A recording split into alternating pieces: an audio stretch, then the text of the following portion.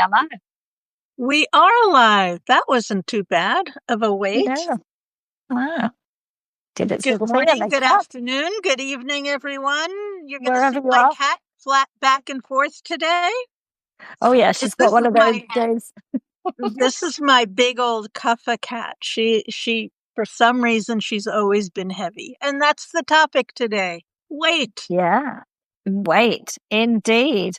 And healthy weight. And welcome to everyone who's joining us to talk about weight, perimenopausing, menopausing, and healthy weight. It's a huge topic. When don't Chitra and I do other than huge topics and try our best in an hour to say lots without confusing you? and it's incredibly nuanced because every single woman or man, this is not an exclusive topic.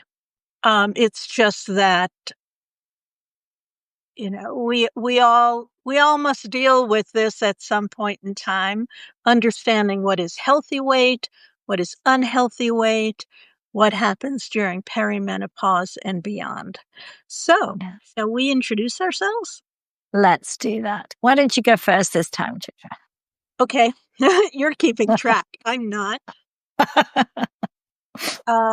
So, hi, my name is Chitra, and I practice Ayurveda, and I'm the doctor of Ayurveda, and I specialize in women's health from perimenopause and up, and I write The Art of Menopausing. And welcome, Christine and Anna and Shauna. Thank you for joining us.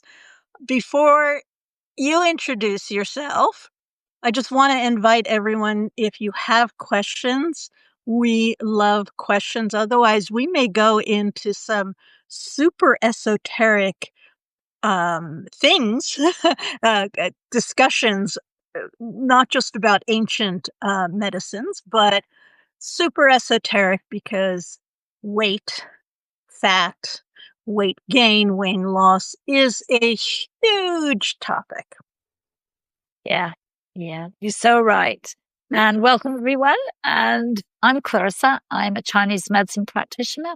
I specialize also in women's health from peri to menopausing to the other side, and this beautiful thing that sometimes in Chinese medicine is called the second spring. We had a conversation about that. That really was.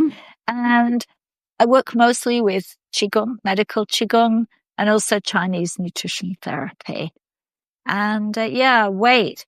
It's a weighty topic. So I studied with Carolyn Nace many, many years ago in her first she was the first medical intuitive.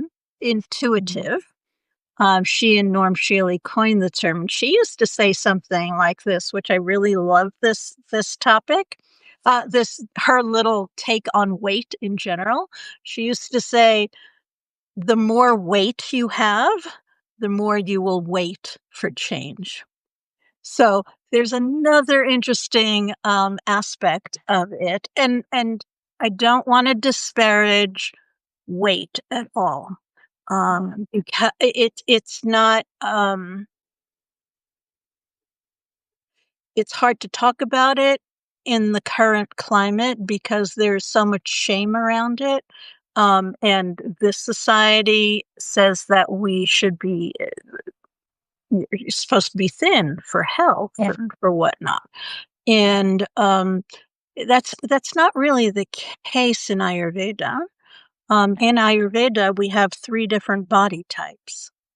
And there is one body type that it's the Vata body type, which is really means irregular, but they tend to have smaller bones, less fat on them. Pitta people tend to have they're average. And then the Kapha people tend to have more body weight, and more fat on them. Their bones are even larger. Their skin is thicker. And so there's that differentiation. And also between men and women, There's also a differentiation between how much fat we should be having. So women in general will have more fat cells, you could say, or adipose tissue, simply because they need it for reproduction. So women who have too little weight on them won't have appropriate menses. Hi, Tana. Welcome to Art and Heart of Menopause. We're talking about weight. Yes, Did you want to say anything as an introduction as to how Chinese medicine sees it? I think Chinese medicine, obviously there's your constitution, and your constitution is which of the 5 elements you are kind of leaning into. And, although some people will tell you your constitution is that for life, it's not, it can change. But some constitutions tend to hold on to the weight a bit more. The sort of earth element will do that. And it's also interesting that you can be what I call either yin or yang body types. So when we look at in the nutrition therapy world in Chinese medicine, we would look at what we call people who are big yin types. So those are the people we would say are a bit on the obese side. And obviously a big yang is much more this muscular man. He's got that kind of, Superman kind of look about a bodybuilder. But a lot of us are either small yins or small yangs. And that's where we see women. So a small yin person is not quite at the overweight stage, but there's a little bit more of the weight they're carrying. There's that sort of belly that we get. And then the small yang is the little bit more wiry and muscular. And a lot of the nutrition advice we give often looks at that body type as well as the constitution and the imbalances to determine how we might construct the best kind of meal plan for a person. So there are lots of layers to where we are, the imbalances, the natural constitution that you might have or acquire over time, and this kind of tendency towards the body type. So all of those need to be thought about just to make it. It's not like, you weight this or you weight that. But I want you to say that a wonderful saying I heard was to be unapologetically wide. And I like to carry that as women, because as we age, we do spread out, but we should also not need to apologize and think we need to be this. We're not going to be this size unless we do something unnatural to ourselves, really, unless you're born that way and you are naturally very thin, you stay that way. Yeah, and this is something that we need to talk about, and Western current allopathic medicine talks about this all the time, that what happens during perimenopause is a weight redistribution. Basically, it's a fat redistribution. And what's happening is, from their perspective, and we're not discounting their perspective. It's just that they go into hormone, that the creation of estrogens are moving. They're moving into the adipose tissue, which is in your belly, and it's changing into the form of estrone. So that is one thing, but we really need to, from my perspective and from an Ayurvedic perspective, which is close to the Chinese perspective, we need to look beyond that. Part of and from an Ayurvedic perspective, beyond the constitutions, what we're looking at is a specific functional tissue called Meda Dhatu, which is commonly translated into fat tissue and adipose tissue, but it's beyond that. And what we need to look at is the production of that, its use, why it's there, as well as what what's happening with the digestion itself, what's happening there, and what's happening emotionally. So we're looking at so many different aspects, which is why we started this off as the big topic. You said lots of layers. Yeah. There's another quote that I discovered. Dr. Margot Main said that your belly fat is not your spare tire; it's your life preserver, because the fat tissue is actually there in Ayurveda to support you. So it's supporting the bones, it's supporting the muscles, right? The muscles actually, but it's there to support, but it's also there. It's like your storage facility for everything else.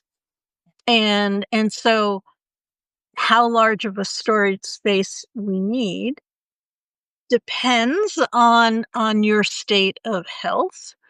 And also just depends on your state of mind.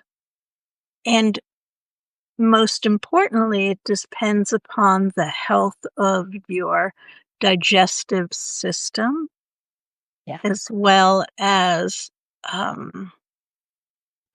not necessarily digestion alone, but the processes that come after the digestion. Yeah. And in the Chinese medicine, again, for women here who are menopausing, we would say that the shift in the hormones, which they were talking about the kidney yin deficiency. So in Western terms, we can equate that to the hormonal changes, sort of. Compound rather than are the root cause of the weight gain.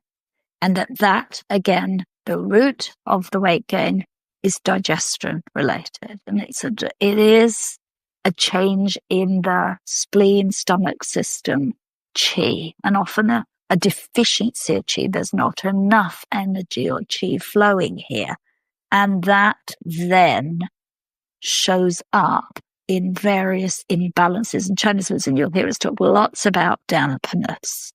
And that's essentially what is here showing up as the symptoms. So if you were to go to an acupuncturist or another, they would say, there's a dampness here. And then we'll work to clear the dampness, because the dampness creates a heaviness, creates a kind of bloatedness in the body. And there may even be phlegm associated with that. So it's a kind of stuckness in the body.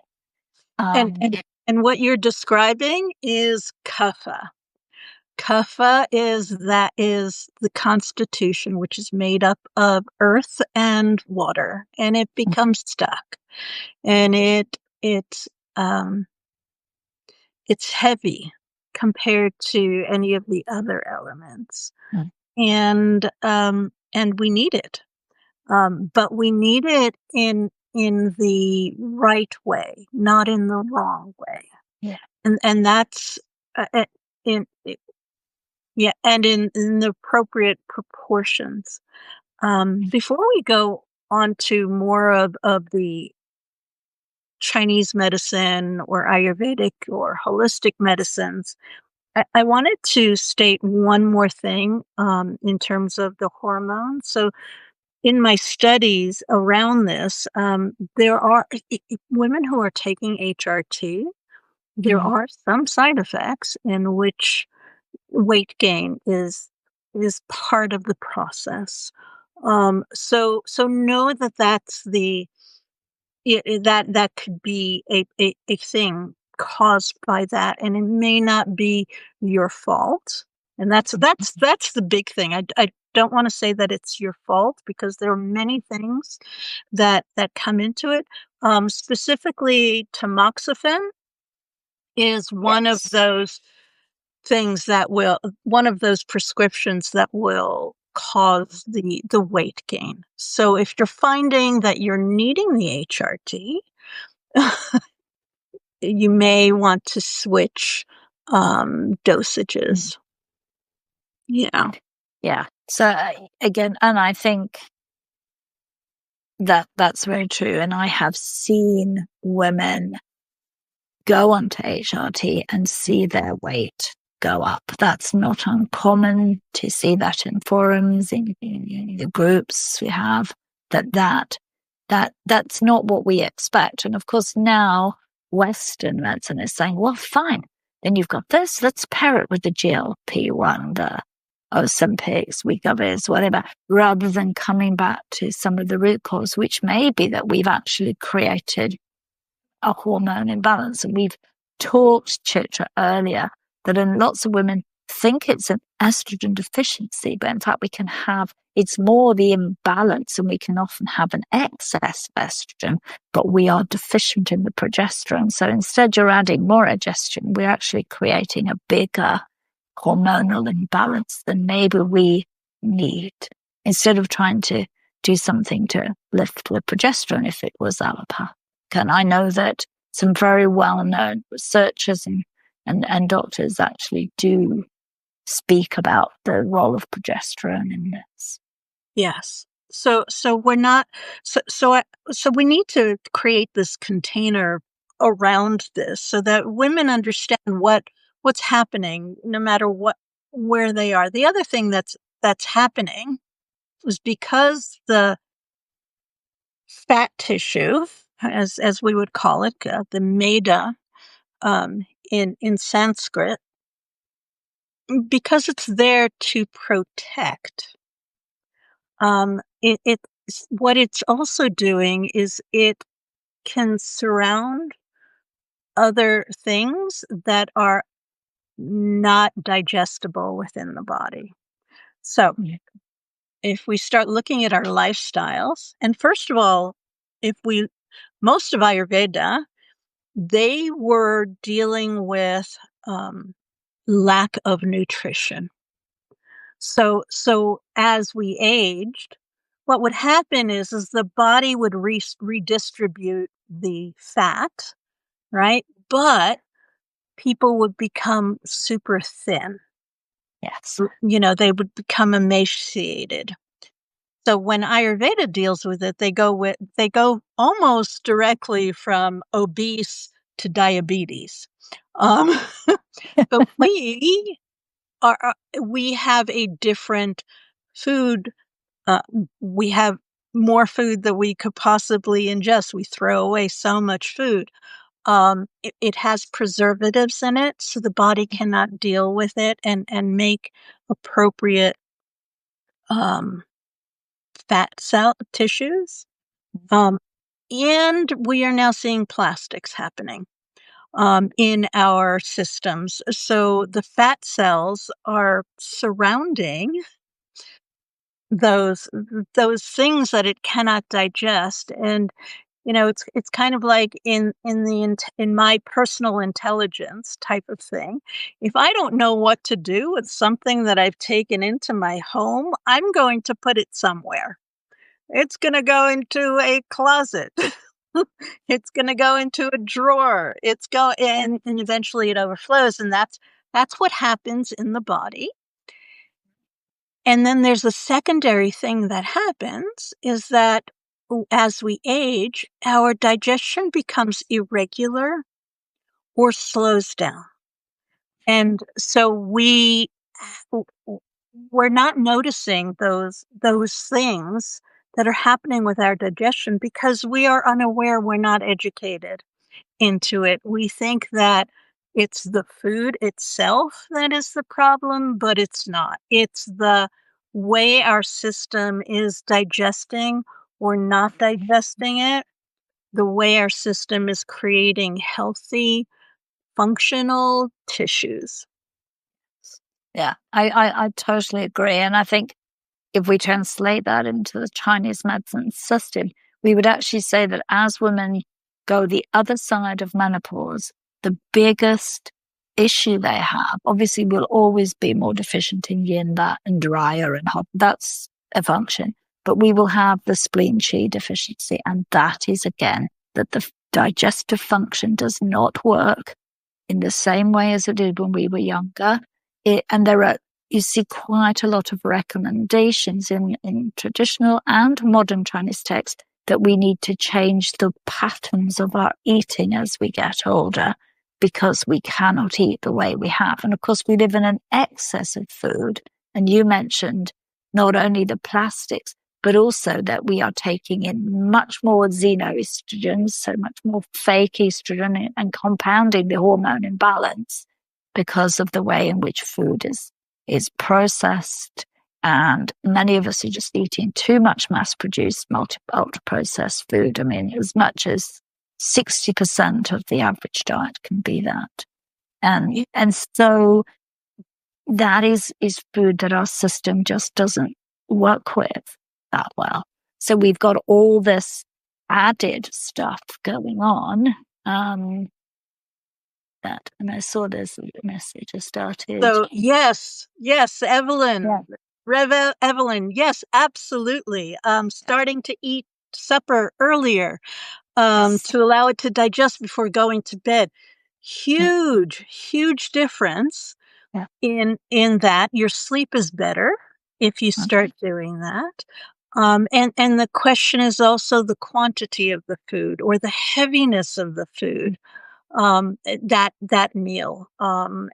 And we've spoken about this before, before we get into solutions, but you're bringing up a great point, Rev Evelyn, that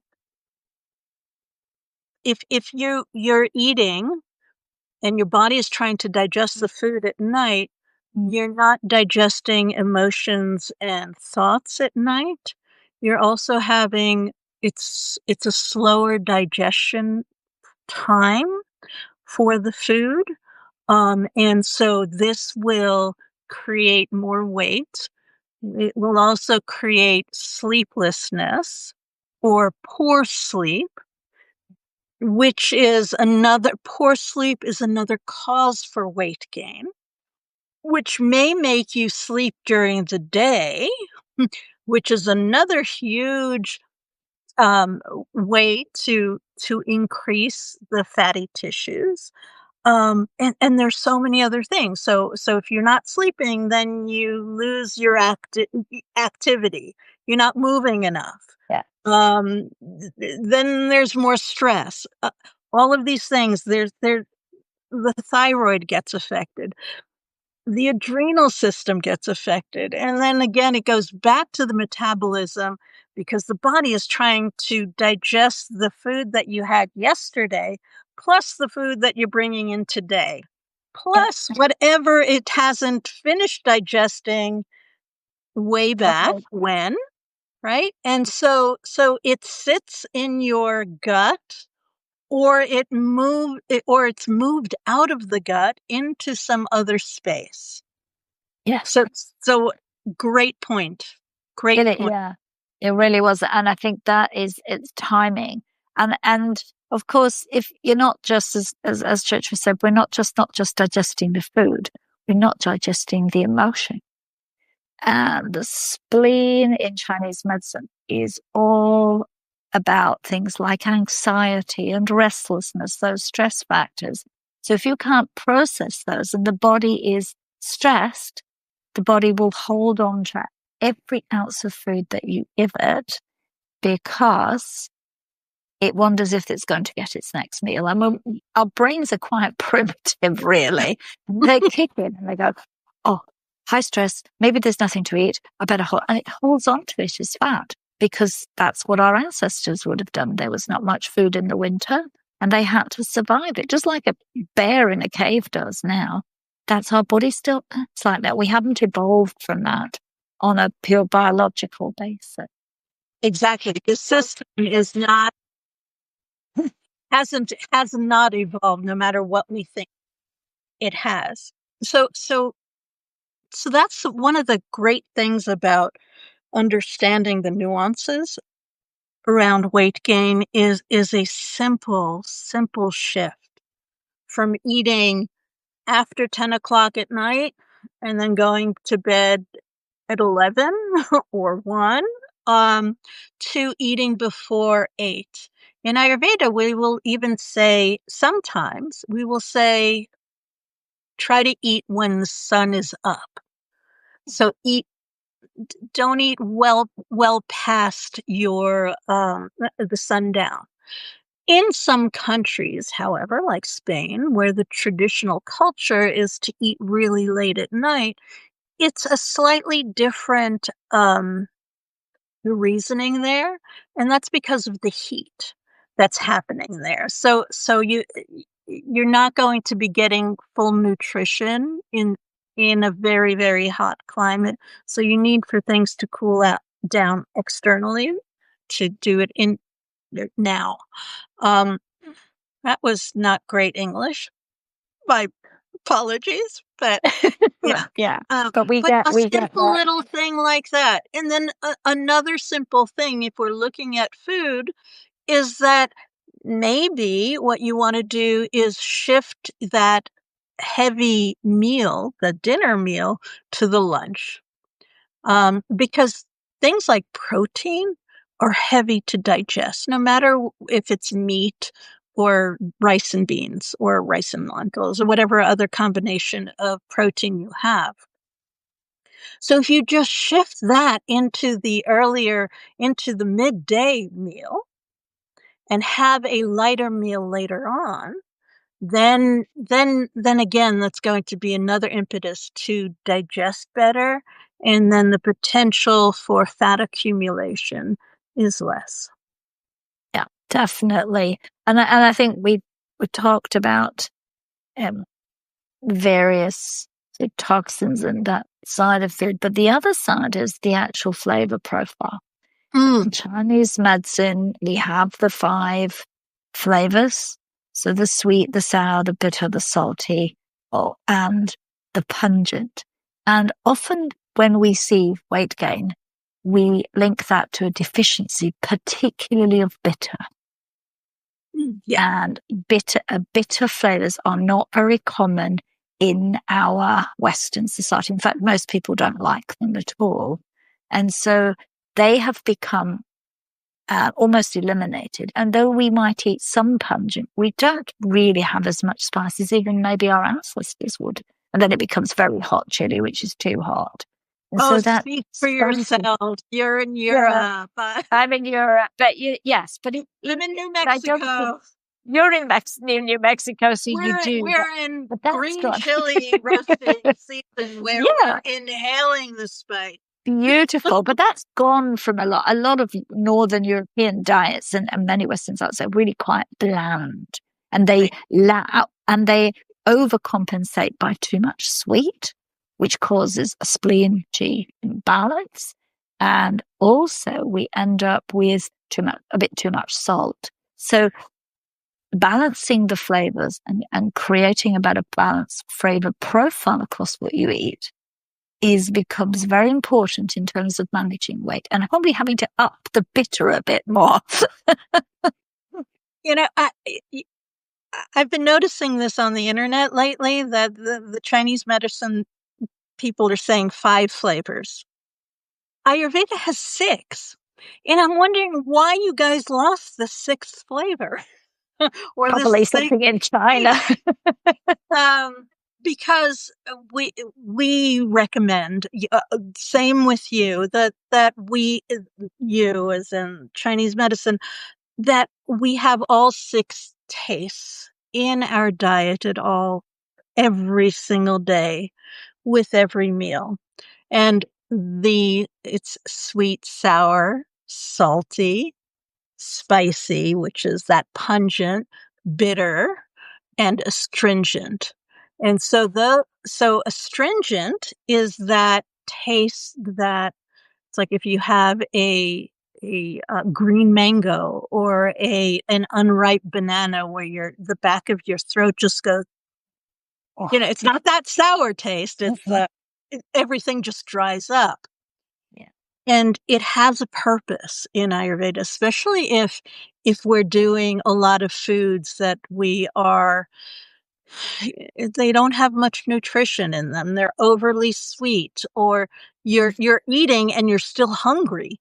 What the astringent taste does is it literally will stop the juices flowing and stop the digestion so that you're not hungry.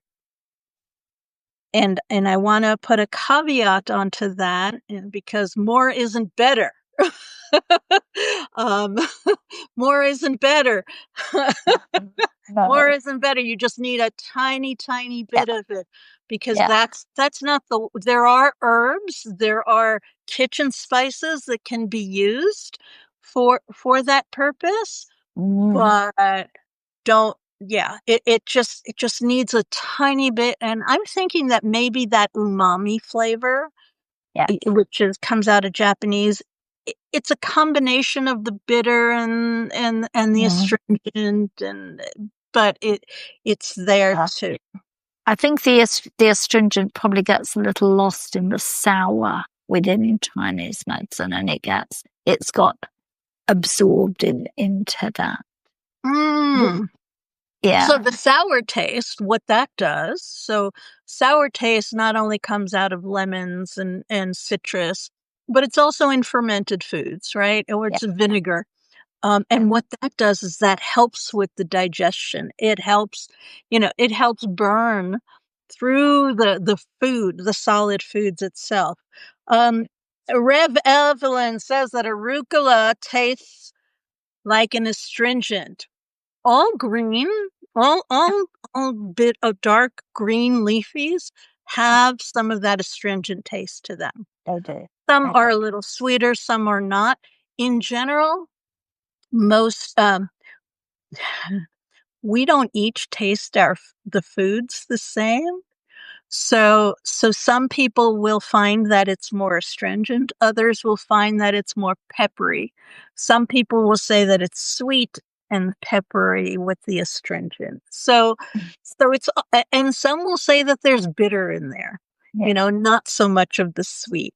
So if there's more of a watery element to whatever that leafy green is, it's going to have more of the sweet taste in it. It will. And there are obviously degrees of bitter, like you're saying, exactly, there are degrees. Bitter foods will reduce our appetite. That's it, isn't it? Chinese tradition, that's what we'd say. We take them because they help to moderate, so that if we're eating, we're looking to be going to being 80% full. If there's bitter foods or a bitter taste within the food, we're much more likely to get to satiety than if we just keep on eating the sweet.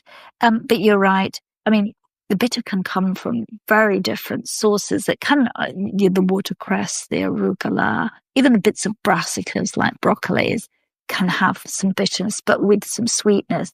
The Chinese tradition has some really bitter stuff. There's a thing called ku qing cha. Is that the bitter melon? No, that's bitter nail tea. Oof.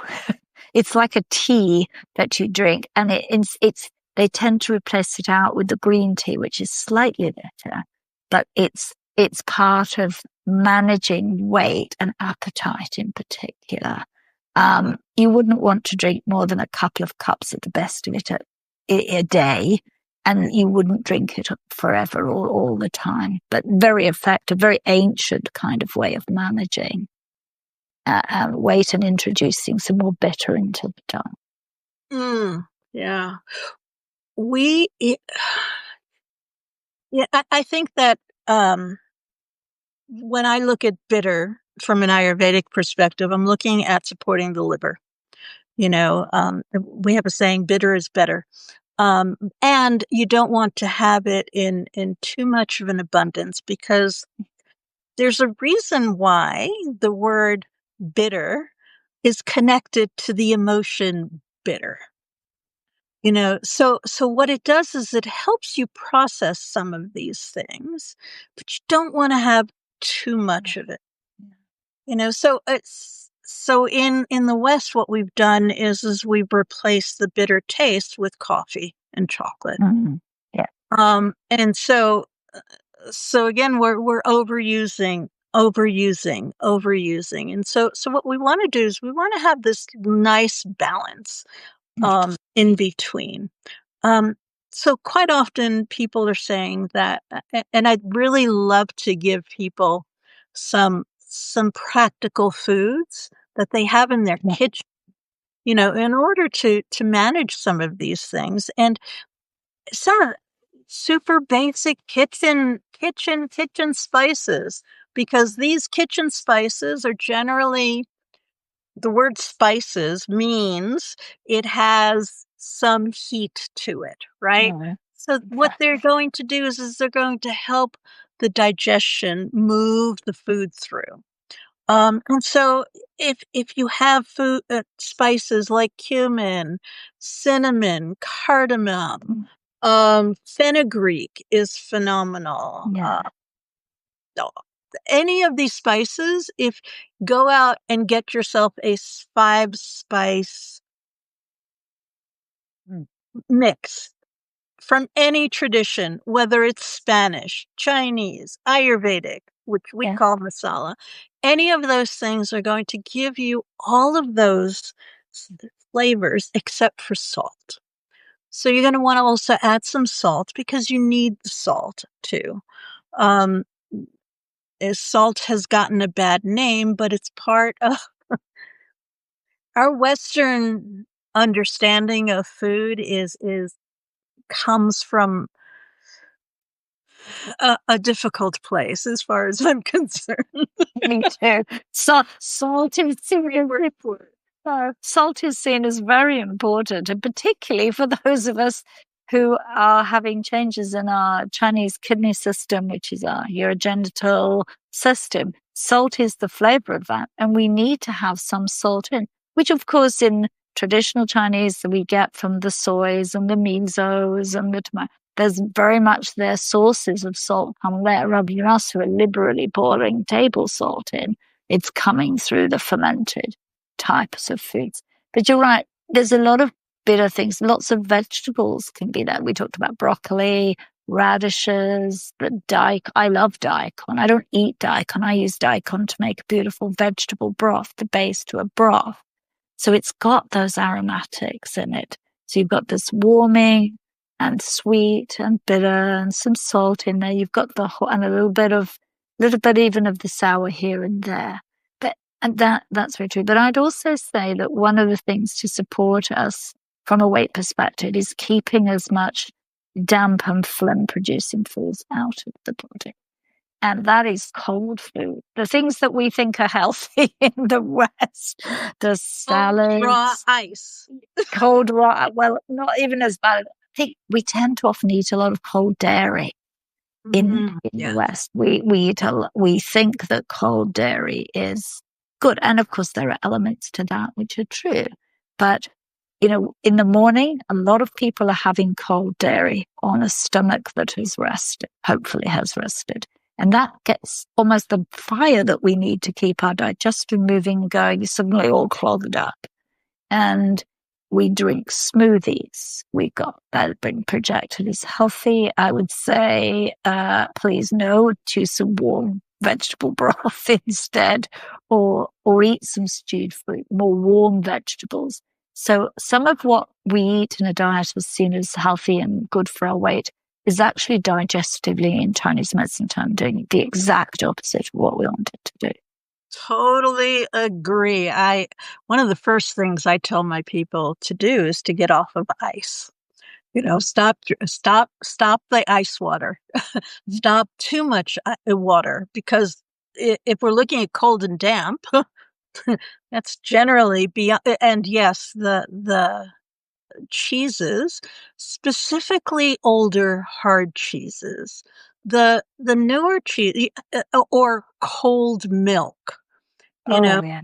You can cook the milk, heat it up some, and it'll have less issues with it. So it's the way we eat our foods.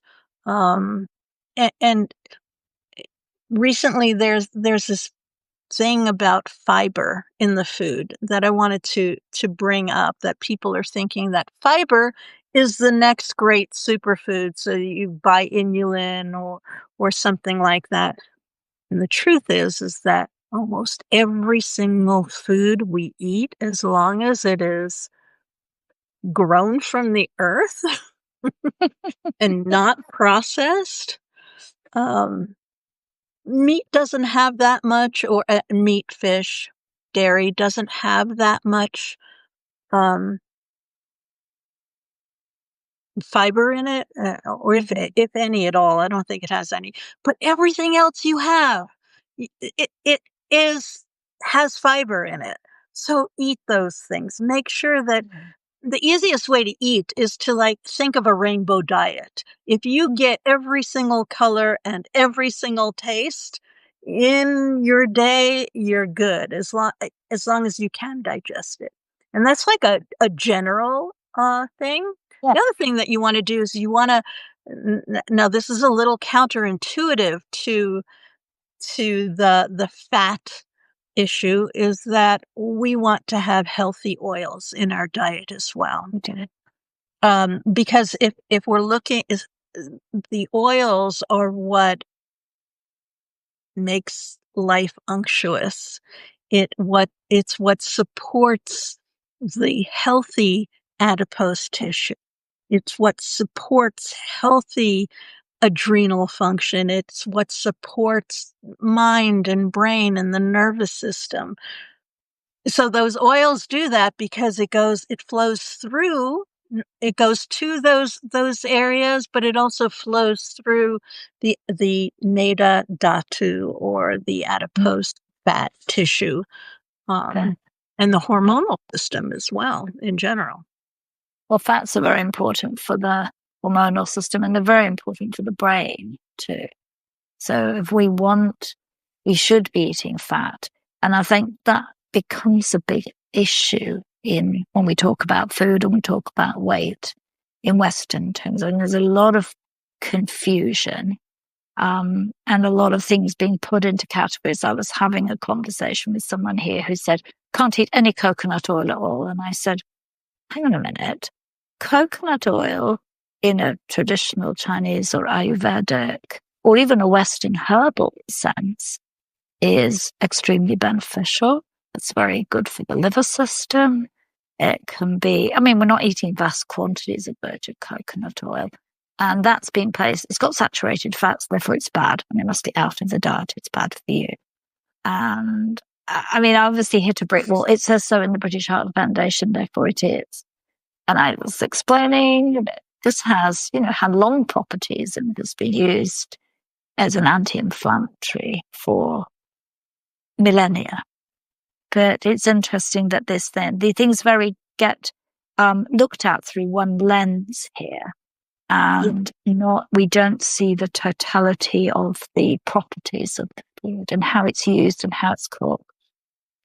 Yeah, that's so. And then there's the other side in which people are overusing the coconut oil, and the way we're always talking about moderation, but I think that we have to understand each oil has its own inherent qualities. So coconut oil, even though it will assist with as an anti-inflammatory, antibacterial, it's also cooling, right? So if fat in general and people who have additional weight on them, if you touch their skin, they're cold in nature. They're cold.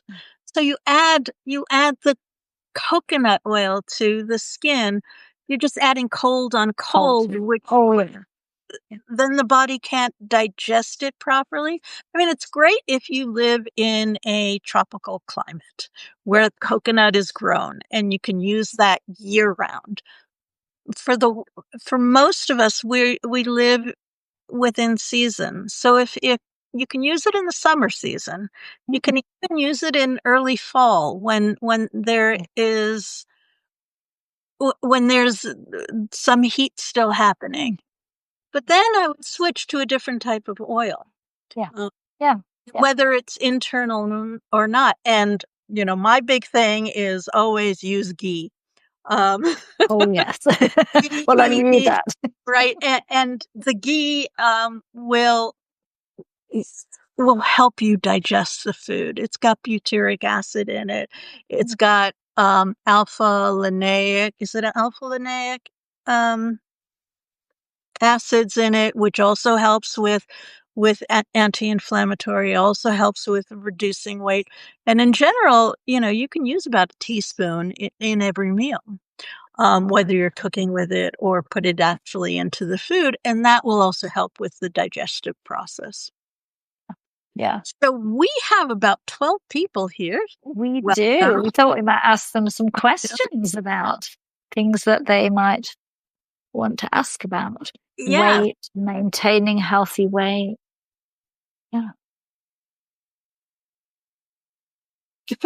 So if we're talking about menopause, let's get back to this weight distribution also, redistribution, because I think that that's one of the most distressing things because,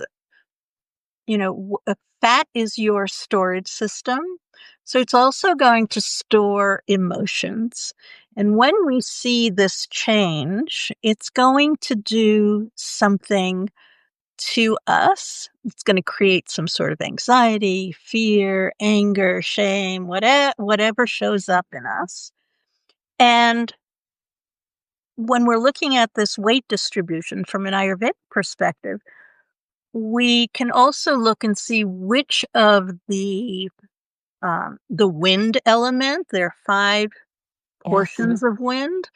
It's going to we can tell where these fat molecules are going to land because we literally called it being pushed by a certain thing. So we're looking at breath exercises as well. So in general, we're looking at prana. Now, prana in this case is not the same as chi. In this case, or similar to chi, it means that the coming in and downward moving air or energy, right? And then it's also apana, which is the down and out.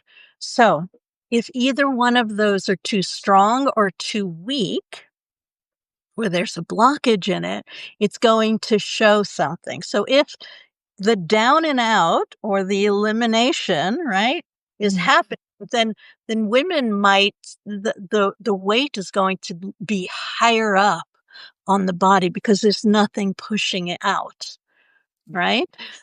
So we're looking at those aspects as well in terms of strengthening those. And yeah, so that's kind of what I wanted to say about that, because I think it's super distressing when women look at themselves in the mirror and they're like, I don't look like me, or I don't want to look like this, or whatever is happening.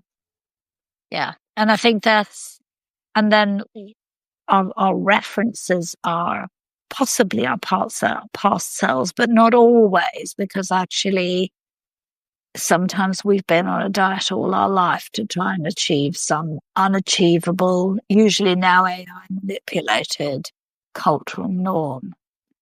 And so I think that we tend to deviate even further, or can deviate even further from that norm as we age.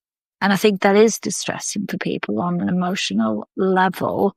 And I think can lead to people continuing to be on diets or more drastic diets.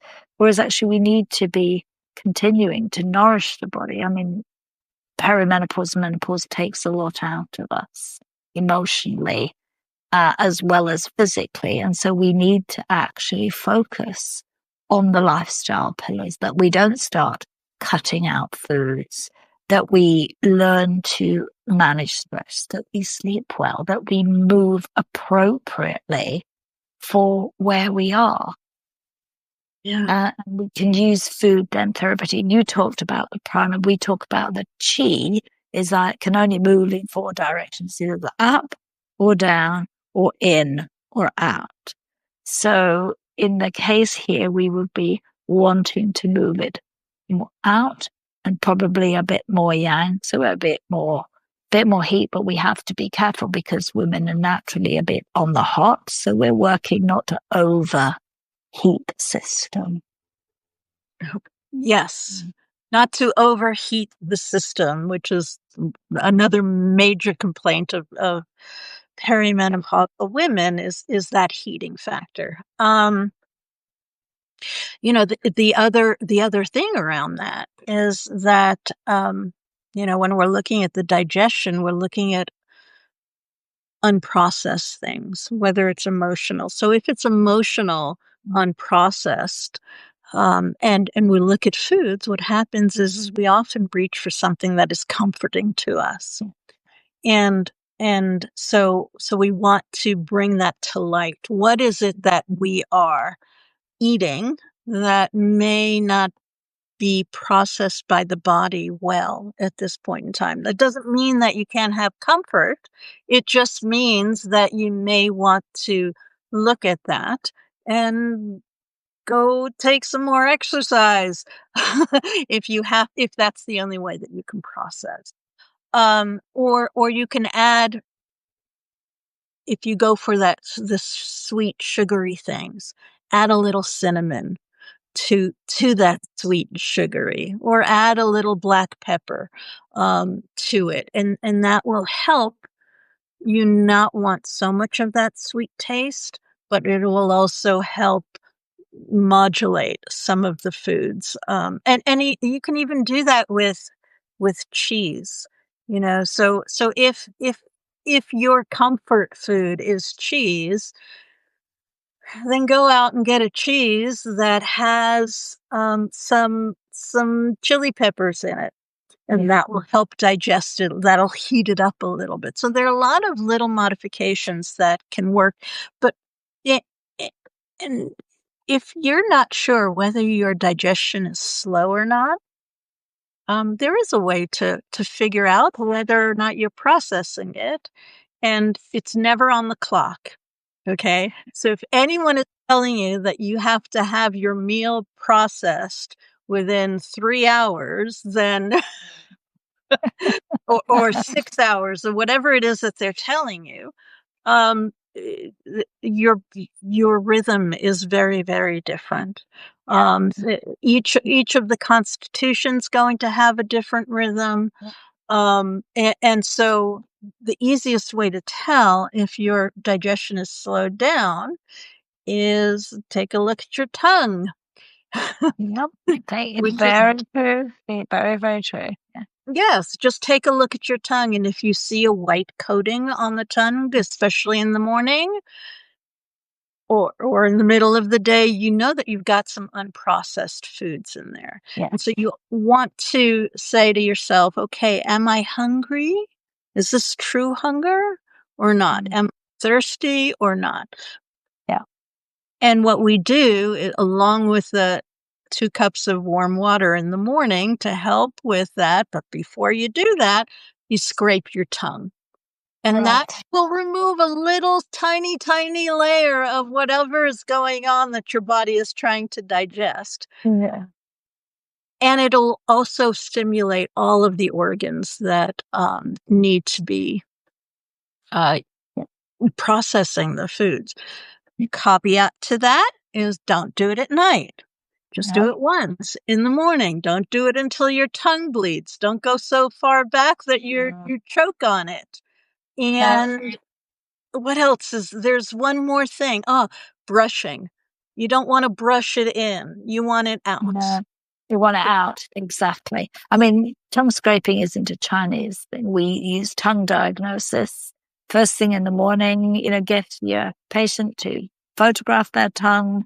It'll tell you a lot about the health, and particularly weight. We'll see the dampness, the phlegm, whether the various organs are balanced or imbalanced. So it's a huge diagnostic organ. I think the other thing is with a lot of the weight, there's also a lot of sweet cravings because the earth element is imbalanced. And we can change the diet, but we can also, I think, for us to be reflective and ask, what is it that's missing in my life? What are my cravings, that sense of comfort for? Because the reason can also be psychological, emotional, and trying to understand we reach for the sweet to dampen those anxious, restless feelings. But are there other things that we can do to support ourselves to meet that need for sweetness in its broadest sense in our life. Yeah, and that's a twofold process, so it's not only an emotional process, but it also might be a nutritional issue as well. Yeah. So when I was talking about the white stuff on the tongue, we call it alma, undigested food stuff. Um, it can also be that the body is not receiving nutrition, appropriate nutrition because of this clogging. So you're looking for the easiest energy you can find. The body is looking for the easiest energy it can find. Bad microbiome entities are also looking for this food, this sweet taste. So all of these things can contribute to reaching for the sweet food, overeating, because you're also looking for additional nutrition. And at that point in time, if that's the case, we're going to go back to those 6 tastes. Just find something that you can add to that. Because if it's an emotional issue, not eating what you perceive as love is only going to make things worse. So you want to be gentle with yourself. You don't just cut it out. Yeah, you go, okay, what's happening? What's happening? And how can I shift this in small bits? Yeah. And I think that's so true, making small shifts on different aspects of our life. And I would like to say also that I think we need to sit down with eating our meals, not eat them on the run.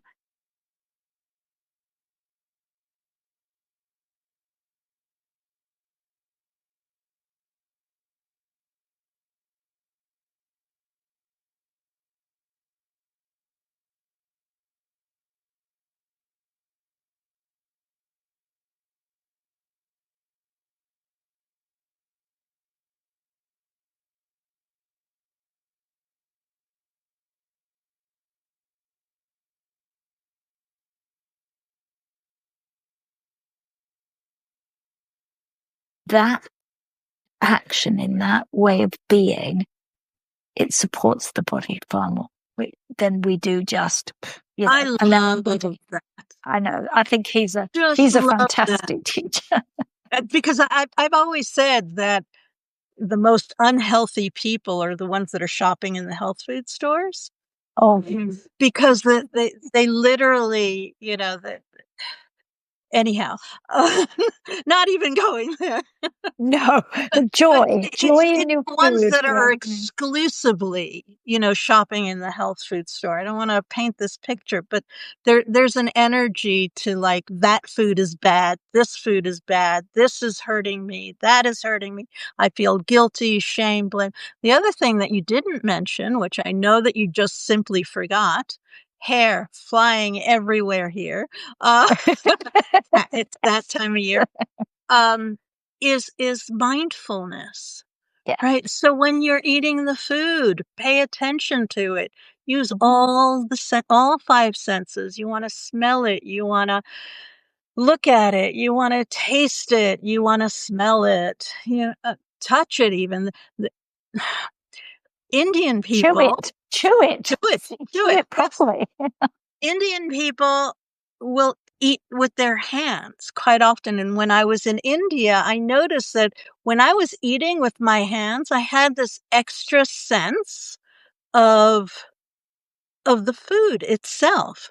The temperature of it, whether it was too hot or too cold, just came from the fingers themselves. So using all of the senses also prepares the body to create the appropriate enzymes. Yeah. And expressing gratitude, yes. Yes, express gratitude for your food. Absolutely. Be grateful. And just that whole process begins from when you buy the food, when you prepare the food, when you sit down. And we all know that when we eat in company, a lot of, in a normal sort of situation, we have conversation, we kind of then eat and enjoy. There's an enjoyment to this. There's a sort of, and then when it's done, it's done. You've kind of eaten enough. And I think learning also, when I feel 80% full, I've eaten enough, I'm there. I don't need to keep stuffing any more in. I'm kind of, that's it. And there's both a gratitude side to that, but also a sense I'm full enough now. I'm done. And I know there are some people that do have mechanisms that tell them that they're not full. And I used to work with someone like that, and it was very hard for that person. But for many of us, I think we kind of know that we don't need to jam that extra bit in. No, we don't. And who hasn't gotten there are children in fill in the blank who don't have the food, therefore finish your plate. Clean your plate. Yeah. In Ayurveda, I generally say 80% of the food, and what we think of it in thirds. You want a third food, a third of water, and a third for air in your stomach. And technically, now this is not for Americans because we have had way too much food, but they say that you should be eating 2 anjalis of food. Anjali is a measurement of sort, and it's basically the cupping of your hands. Wow. That's how much food. So that's how much food you need in any sort of meal, whereas we have in abundance. Well, we eat between the meals as well. So yeah. What we also do is we eat protein, which is another cause of weight gain. So protein, whether it comes in powdered form or meat form, is, I say, overrated. Some people absolutely need it. And I'm not saying that you should be a vegetarian or a vegan or a pescatarian or anything like that. But protein can easily turn into fat if you're not exercising. So if you're doing too much protein and not exercising in proportion to it, then it will turn into fat. If you're doing the powdered proteins, which we're doing in that cold smoothie that we're like, that is even more difficult to digest. So any food that is super heavy is difficult to process in the body beyond the digestion. So you want to look at your kitchen as the external processor, right? And then you process it out there, or you cook it in real terms, and then you bring it in. And so the more you process your foods out there, world, the easier it is for the body to. Yes. Yeah, absolutely. And I think that this current craze of lots and lots and lots of protein, which of course comes from the bodybuilding side of things, and this, overemphasis on strength training, which you and I have talked about before, sets people eating up to huge amounts of protein that they don't need and as you say, can't digest. And it's interesting because one of the models that in my therapy training that I was taught was something that Dr. Peter Torshell, who's a very, very famous acupuncturist, calls a farmer's plate. And he's really like 50% of it should be vegetables, just vegetables, mostly cooked vegetables. And then 25% of it should be good carbohydrate. And the remaining 25% is the protein you choose. Now, that can be adjusted according to, as I mentioned earlier in the beginning, the body types you have if you want to make a shift in that. But generally, you're working with that as the base model, and moving the flavors, the amount of heat, the cooking types, whatever, around that. And we are deviating from that so much today. I mean, if we're on one of these modern protein diets, it feels like it's all protein and the carbs are like, go to hell. Or we are or we are overcompensating with way too much carbohydrate. So very simple model. I mean, it's not rocket science, but it's a good basis from which to work. I feel like we should put together a highlights reel, because we keep emphasizing the same things over and over and over. And because this system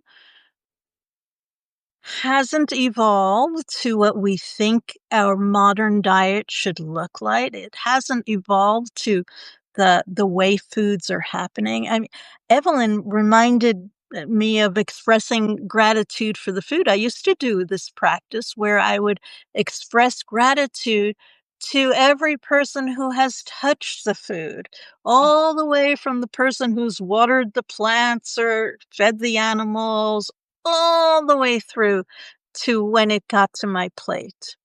And that's big, huge, and it's very heavy. It makes the food sacred. And I think that that's one of our issues in terms of excess foods is that the food isn't sacred. I go to the supermarket and I watch people throwing their food into the cart. It's just not sacred. And it's sacred. And the meta dhatu, the fat tissue, is sacred. It's our storage. It is our protection, right? Yeah. So when it is healthy, it's going to provide nutrition for us if we don't have the food coming in, but it's also going to provide healthy hormonal functions. Yeah. It's going to provide glandular systems, lipids, all sorts of different things that the body needs to function. And it also provides softness. We're too harsh, in general. We're too yang. So it's going to give us the softness, the sacredness, compassion.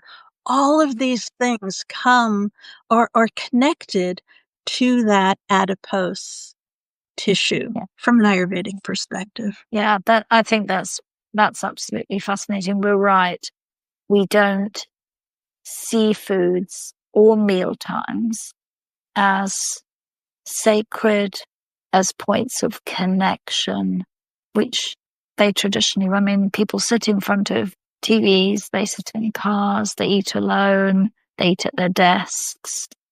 And as social animals, we wander in this world, which is all about trying to individualize us to hell even more, that we're losing so much, which then plays out in our health, not just in how we are as a society, but our own personal and our collective health shows up this way too. So I think there is a real need for us to return to the sacredness of food from farm to plate.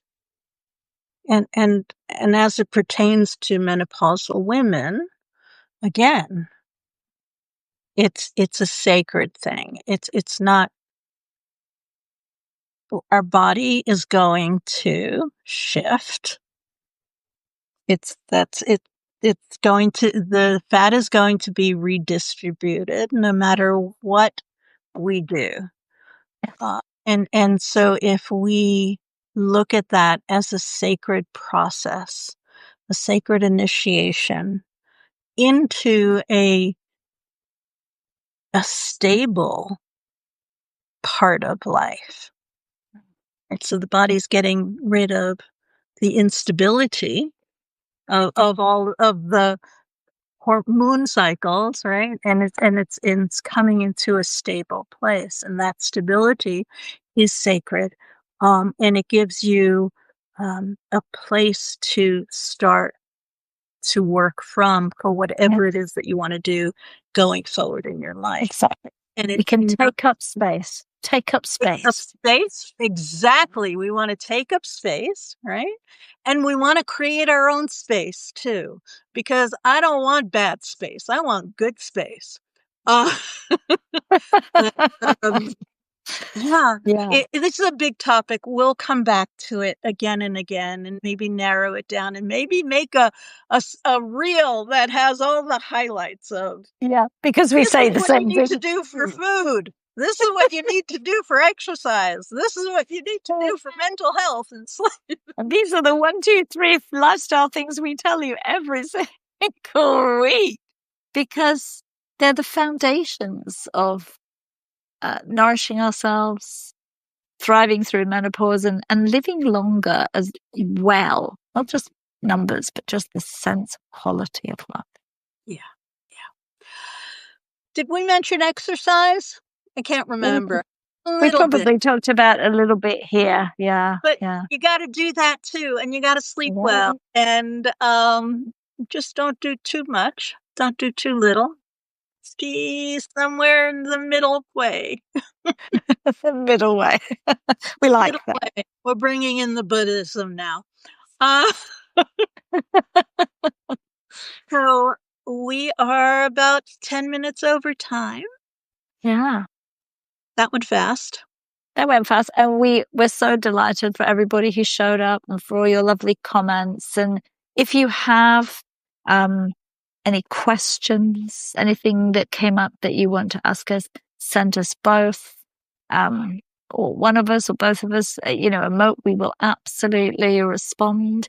And if there are things that, you'd like us to talk about from an Ayurvedic and Chinese medicine perspective that are coming up for you as you are menopausing, then do reach out to us because we want to be talking to the things that matter for you. Yes, exactly.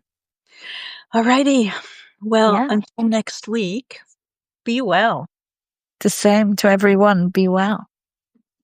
Be happy. Bye. Yeah. Bye.